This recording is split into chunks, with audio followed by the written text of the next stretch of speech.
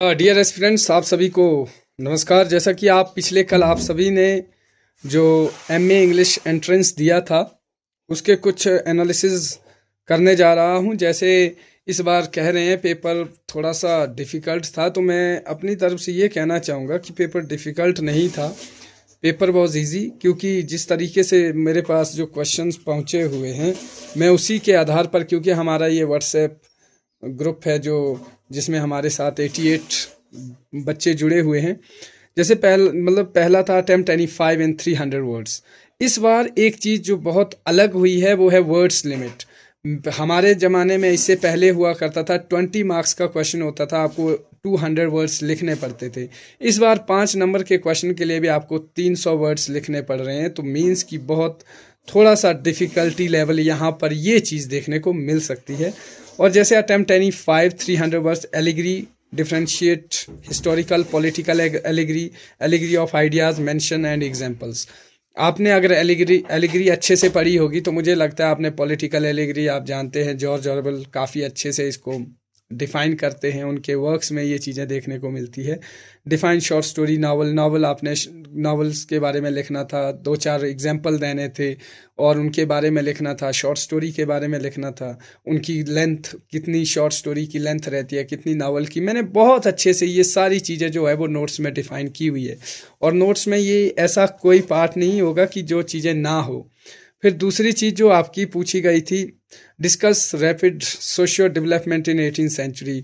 अब वही है कि इसमें जो फीचर्स क्या है, 18th सेंचुरी के फीचर्स क्या रहे होंगे, क्या ग्रोथ स्ट्रक्चर रहा था, क्या वहाँ पर जो है वो डेवलपमेंट के कॉज रहे थे, ये सारी चीज़ें वहाँ पर आपने लिखनी थी।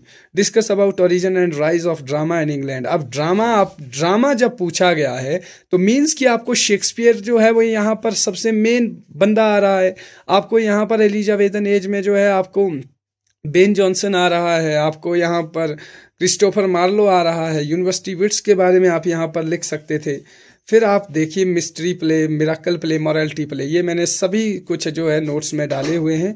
मुझे नहीं लगता कि एक भी क्वेश्चन जो है यहाँ से बाहर हुआ हो। अब क्योंकि आपने जितना करना है उतना आपको अवेलेबल था और फ्री ऑफ कॉस्ट जो है वो मतलब आपको इतनी सारी चीज़ें अवेलेबल करवाई थी। उसके बाद भी आप लोग अगर ये नहीं कर पाए हैं तो आप लोगों को थोड़ा सा ध्यान देने की ज़रूरत है।